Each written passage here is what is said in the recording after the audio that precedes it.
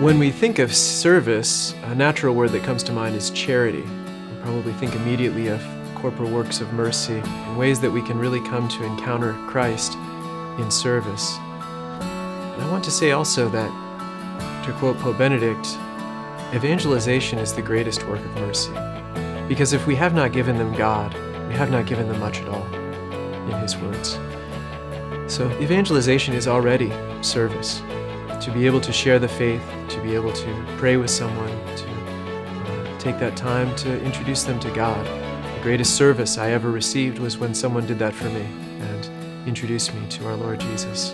I've had the opportunity on several occasions to do some work with the Missionaries of Charity in Calcutta. They have 4 major apostolates, and one of the apostolates is an orphanage called Diadon for physically and mentally disabled children. And I was able to really experience the miracle of love in that context. These are children who were literally thrown away. Their parents didn't know how to take care of them, and it was acceptable to throw them away, at best to give them to the Missionaries of Charity. There was a young boy who was there who was really ADHD, I mean bouncing off the walls, and I was assigned to work with him through a project of doing some coloring, and it was all I could do to keep him on track, back to the paper, and even to keep up with him. It was exhausting just to be around him.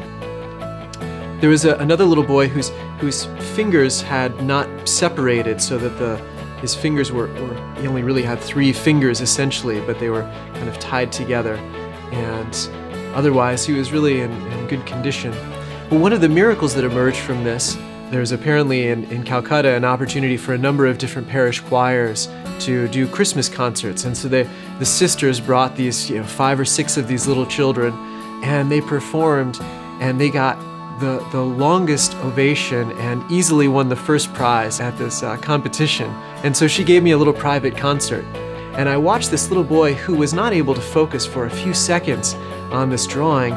They put drumsticks in his hands, and he suddenly was an amazing drummer and playing totally in concert with the other children. And all of that energy was able to go out through all 4 limbs at the same time, and he was able to do a beautiful job drumming. And this little boy, the last one you think would be a pianist, was able to use his 6 fingers essentially and played beautifully on the piano.